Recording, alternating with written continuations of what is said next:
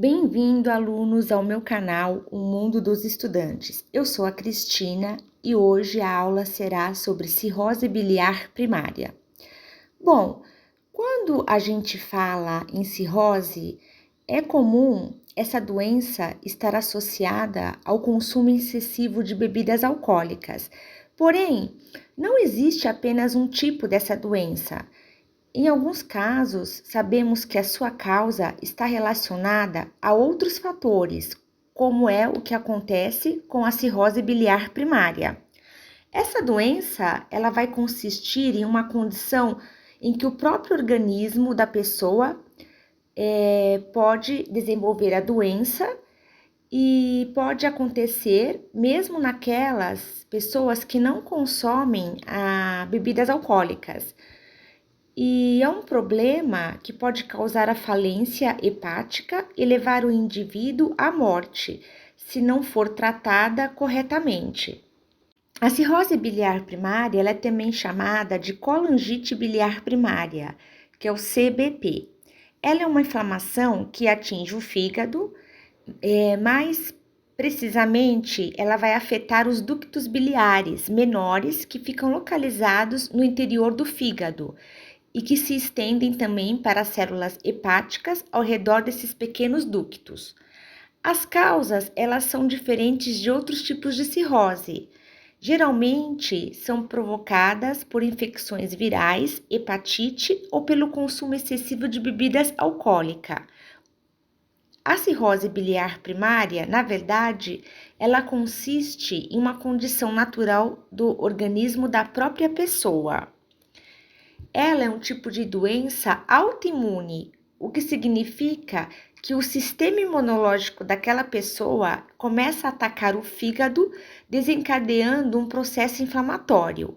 Ainda não se sabe exatamente por que isso acontece, e é suposto que esse ataque seja desencadeado após uma exposição a vírus ou alguma substância tóxica.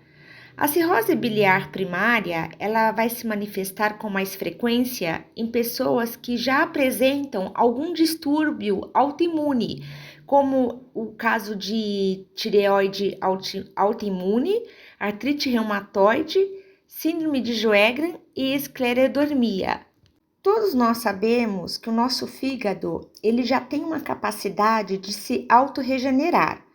Por isso, quando a inflamação causada pela cirrose biliar primária não é muito extensa, ele consegue repor suas próprias células. Porém, conforme o processo inflamatório ele vai aumentando, o fígado acaba desenvolvendo um tecido cicatricial, formando a fibrose. Assim, os sintomas do paciente vão acontecer de forma gradual. Geralmente, os pacientes eles se mostram assintomáticos quando a doença está no começo, mas os primeiros sinais que ela costuma se manifestar são fadiga, coceira e, em alguns casos, a doença pode evoluir de forma bem rápida. Em outros, isso vai acontecer de forma mais lenta.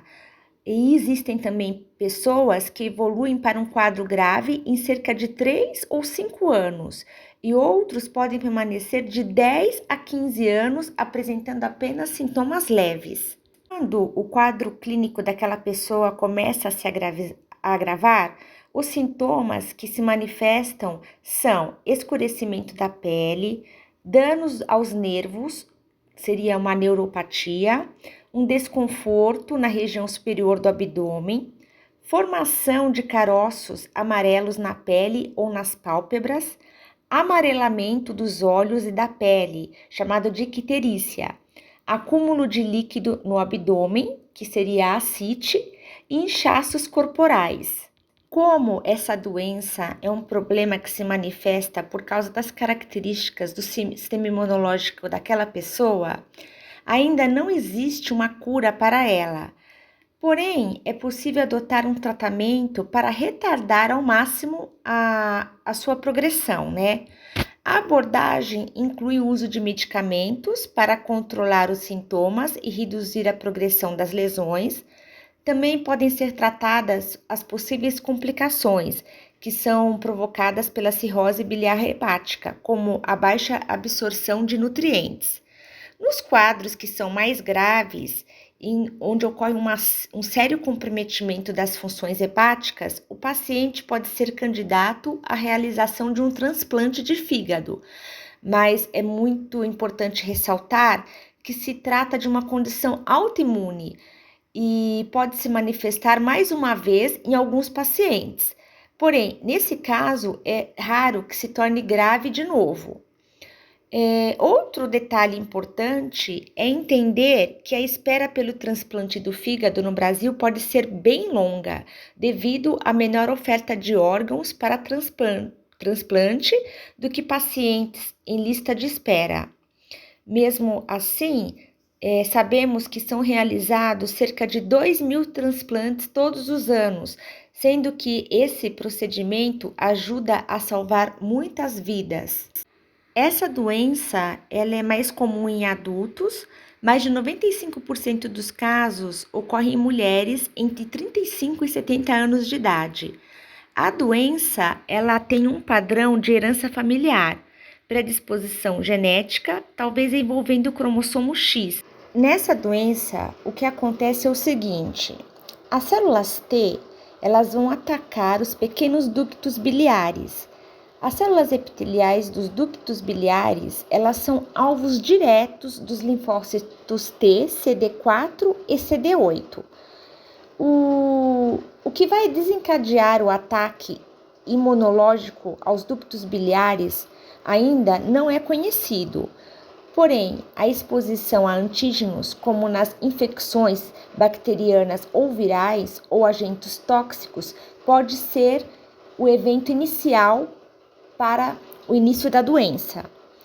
Esses antígenos podem ser estruturalmente similares a proteínas endógenas, que vão mimetizar a molécula. Assim, a reação imunológica subsequente pode ser autoimune e autoperpetuada. Então, o que vai ocorrer é uma destruição e perda de ductos, provocando uma diminuição na formação e na secreção da bile, colestase. E substâncias tóxicas, como os ácidos biliares, poderão causar lesões, principalmente nos hepatócitos. Colestase crônica também pode provocar uma inflamação celular hepática e fibrose nas áreas periportais. Também poderá haver uma diminuição da inflamação hepática e a fibrose progride para a cirrose. Cerca de metade dos pacientes não apresenta sintomas ao diagnóstico, né? Os sinais e os sintomas podem aparecer em qualquer estágio da doença e vai incluir principalmente fadiga ou refletir a colestase e a má absorção com hipovitaminose e osteoporose consequentes e disfunção hepatocelular ou cirrose. Os sintomas geralmente desenvolvem-se de forma assim devagar.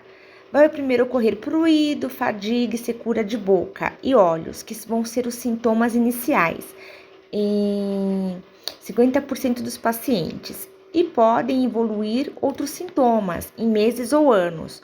Outras manifestações iniciais também pode ser desconforto no hipocôndrio direito, 10%, uma hepatomegalia, 25%, uma esfenomegalia, 15% dos pacientes apresentam, uma hiperpigmentação, 25%, chantelasmas, 10% e icterícia, 10% também.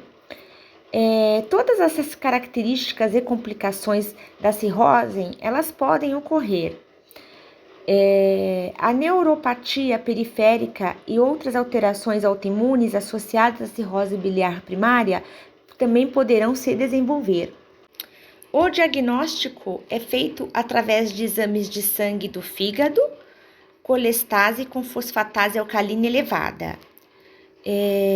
Através da pesquisa de anticorpos antimicondriais, que é a UAMA, ou anticorpos específicos contra a CBP, que é o SP100 ou GP210, que nesse caso vão dar positivos.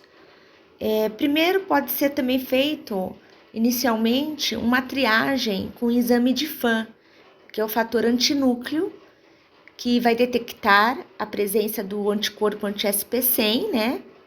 Porque vai dar lá o padrão específico para a cirrose biliar primária.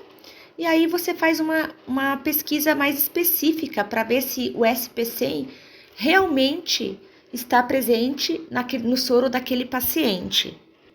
Também pode ser pedida uma biópsia hepática, colangite destrutiva não supurativa e a destruição dos ductos biliares interlobulares vão confirmar o diagnóstico se 2 ou 3 desses critérios anteriores estiverem presentes.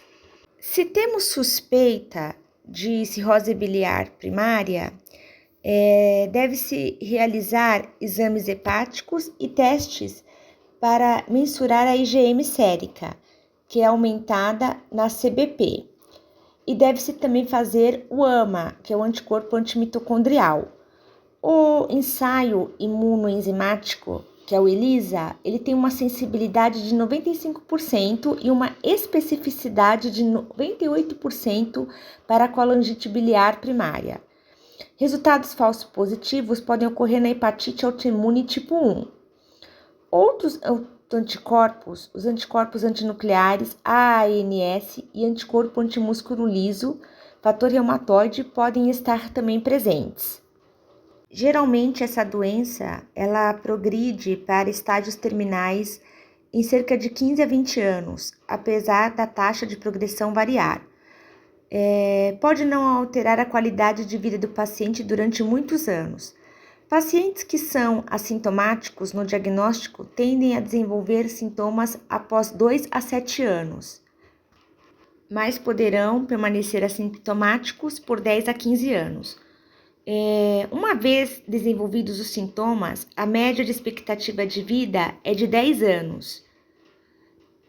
Preditores de rápida progressão vão incluir piora rápida dos sintomas, alterações histológicas bem avançadas, pacientes que são já idosos, presença de edema, presença de doenças autoimunes associadas, anormalidades na bilirrubina, albumina, tempo de protrombina ou quociente internacional normatizado, que é a INR. O prognóstico ele se torna melhor quando ocorre desaparecimento da coceira, do pruído, redução dos xantomas e desenvolvimento de icterícia e decréscimo do colesterol sérico. Então, recapitulando, quais foram os pontos principais da aula de hoje?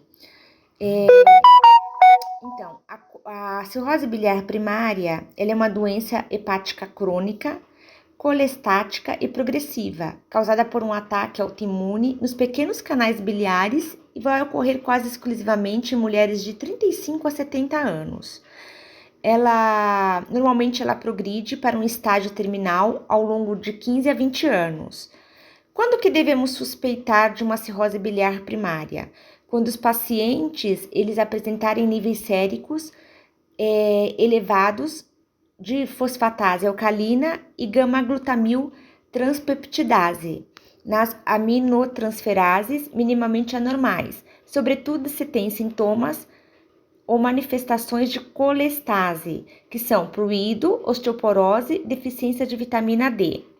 Devemos também medir os anticorpos IgM e os antimitocondriais e fazer os testes de imagem para descartar uma obstrução biliar extrahepática. Considerar também fazer uma biópsia hepática.